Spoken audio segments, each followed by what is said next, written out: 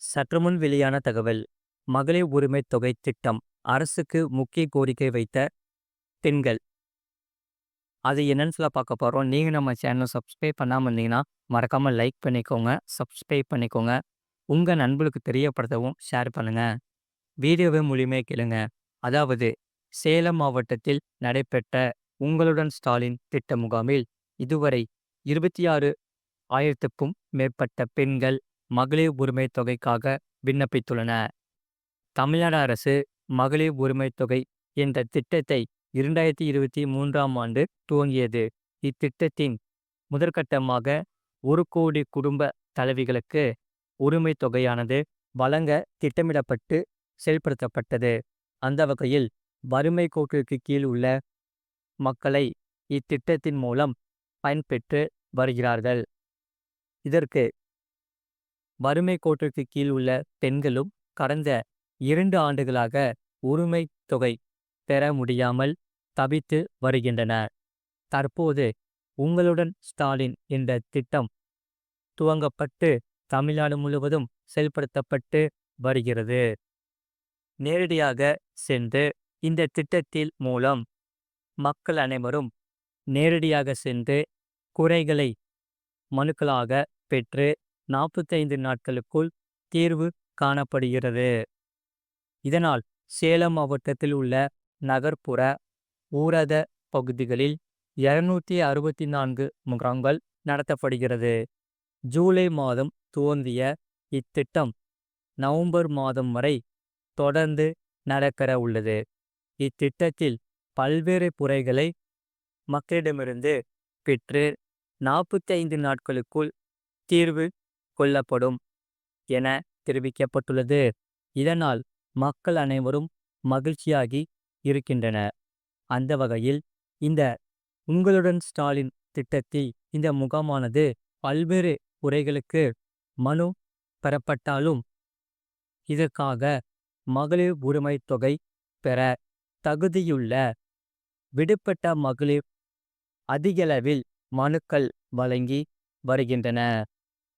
இது குறித்து இதுவரை நடந்த முகாமில் 26,000க்கும் மேற்பட்டோர் விண்ணப்பித்துள்ளனர் மற்றும் இதற்காக பல்வேறு துறைகளில் 20,700 பெறப்பட்டுள்ளதாக அதிகாரிகள் தெரிவித்துள்ளனர். மற்றும் உங்களுடன் ஸ்டாலின் முகாமில் குறித்து மக்கள் தெரிவித்ததாவது, எங்களுக்கு மாதந்தோறும் வழங்கப்படுகின்ற மகளிர் உரிமைத் தொகை இன்று வரை வழங்கப்படவில்லை. இதற்காக நாங்கள் போகாத அலுவலகம் இல்லை. மாவட்ட ஆட்சியர் அலுவலகத்திற்கு சென்றும் பலமுறை மனுக்கள் வழங்கினோம். ஆனால் இதற்கான தீர்வுகள் எங்களுக்கு கிடைக்கவே இல்லை. இறுதியில் இதற்கு உங்களுடன் ஸ்டாலின் முகாமில் நாங்கள் மனுக்கள் வழங்கினோம். உங்களுடன் ஸ்டாலின் திட்டத்தில் இந்த முகாமில் 45 நாட்களுக்குள் குறைகள் நிவர்த்தி செய்யப்படும் என்று சொல்லப்படுகிறது. எங்களை போன்று இங்கு பல பேர் பல குறைகளை மனுக்களாக வழங்கி வருகின்றன. அந்த வகையில் இந்த மகளிர் உரிமைத் தொகை வழங்கப்பட்டால் பல்வேறு தேவைகளுக்கு உதவியாக இருக்கும் என்று கூறினார்கள். சிறு சேமிப்பு, மருந்து, மாத்திரை வாங்குவதற்கு போன்ற பல்வேறு தேவைகளை நிவர்த்தி செய்து கொள்ள முடியும். எங்களை போன்ற மகளிருக்கு இது மிகவும் உதவியாக இருக்கும் என்று சொல்கிறார்கள். இதனால் உங்களுடன் ஸ்டாலின் திட்டம் மிகவும் பயனுள்ளதாக இருக்கிறது. இதேபோல எப்பொழுதும் நடைமுறைப்படுத்தப்பட வேண்டும் என்று அனைத்து மக்களும் கூறுகிறார்கள்.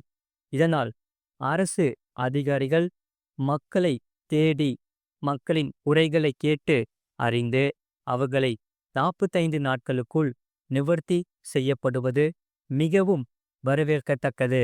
இது தற்காலிகமாக இல்லாமல் நிலையாக செயல்படுத்தப்பட வேண்டும் என்று அனைத்து மக்களும் கூறுகிறார்கள். ஆகையால் உங்களுடன் ஸ்டாலின் முகாமில் நீங்களும் கலந்து கொண்டு உங்கள் விண்ணப்பத்தை பிறப்பித்து மாதம் ரூபாய் 1000 ஆனது நீங்களும் பெற்றுக்கொள்ளுங்கள். மறக்காம நீங்க லைக் பண்ணிக்கோங்க, சப்ஸ்கிரைப் பண்ணிக்கோங்க. உங்க நண்பர்களுக்கு தெரியப்படுத்தவும் ஷேர் பண்ணிக்கோங்க. அது மட்டும் இல்லாமல் ரெப்போ வட்டியானது குறைக்கப்படுமா? தொடங்கியது ஆர்பிஐயின் நாணய கொள்கை கூட்டம். அதாவது ரிசர்வ் வங்கியின் நாணய கொள்கை குழு கூட்டம் தொடங்கியுள்ள நிலையில் இந்த முறையும் ரெப்போ வட்டி குறைக்கப்படும் என்று எதிர்பார்க்கப்படுகிறது. ஆகையால் இந்திய ரிசர்வ் வங்கியின் நாணய கொள்கை கூட்டம் தொடங்கியுள்ளது. இந்த கூட்டத்தில் ரிசர்வ் வங்கி ஆளுநர் தலைமையில் நாணய கொள்கை குழு விவாதிக்க உள்ளது. இதனால் நிபுணர்களின் கருத்துப்படி இந்த முறை ரிசர்வ் வங்கி மீண்டும் ரெப்போ வட்டி விகிதத்தை குறைக்கலாம். இந்த முறையும் ரெப்போ வட்டி விகிதத்தை 0.25 அடிப்படை புள்ளிகள் குறைக்கலாம் என்று எதிர்பார்க்கப்படுகிறது. ஆகையால் இதற்கு 2 முக்கிய அறிவிப்புகள் வந்துள்ளது. கடந்த பல மாதங்களாக சில்லறை பணவீக்க விகிதம் ரிசர்வ் வங்கி நிர்ணயித்த 4% அளவை விட குறைவாகவே உள்ளது. உணவு விலை பணவீக்க விகிதம் குறைந்ததால் மொத்த பணவீக்கம் மேலும் குறைந்துள்ளது. பணவீக்க விகிதம் ரிசர்வ் வங்கியின் தற்போதைய மதிப்பீட்டை விட அதாவது 3.7% குறைவாகவே உள்ளது என்று நிபுணர்கள் நம்புகிறார்கள். ஆகையால் உலகளாவிய பொருளாதார நிச்சயமற்ற தன்மைகள், குறிப்பாக அமெரிக்க வரிகள் மற்றும் உள்நாட்டு கடன் வளர்ச்சியை குறைப்பது குறித்த கவலைகளுக்கு மத்தியில் ரெப்போ வட்டி விகித குறைப்பு ஆனது பொருளாதார நடவடிக்கைகளை அதிகரிப்பில் முக்கிய பங்கு வகிக்கும் என்று நிபுணர்கள் கூறுகின்றனர். ரெப்போ வட்டி விகித குறைப்பு என்பது கார் கடன், வீட்டுக்கடன் மற்றும் பிற கடன்களுக்கான இஎம்ஐ சுமையை குறைக்கும். பண்டிகை காலத்தில் கடன்களுக்கான தேவை முந்தைய காலத்தை விட அதிகரிக்கும் என்றும், அதற்கு முன் ரெப்போ விகிதம் குறைக்கப்பட்டால் இந்த தேவை இன்னும் அதிகரிக்கும் என்று நிபுணர்கள் கருத்து தெரிவிக்கின்றனர். ஆகையால் இந்த ஆண்டில் ரிசர்வ் வங்கி ரெப்போ வட்டி விகிதத்தை 3 முறை குறைத்துள்ளது. இதனால் 6.5% 5.5% குறைந்துள்ளது. இதனால் ஒவ்வொரு மாதமும் அவர்கள் செலுத்தும் இஎம்ஐ சுமையில் சற்று நிவாரணம் கிடைக்கும் என்று சொல்லப்படுகிறது. இதுபோன்ற செய்திகளை உடனுக்குடன் அறிந்து கொள்ள மறக்காம சேனலை சப்ஸ்கிரைப் செய்யுங்கள். மற்றவர்களுக்கு தெரியப்படுத்த ஷேர் செய்யுங்கள்.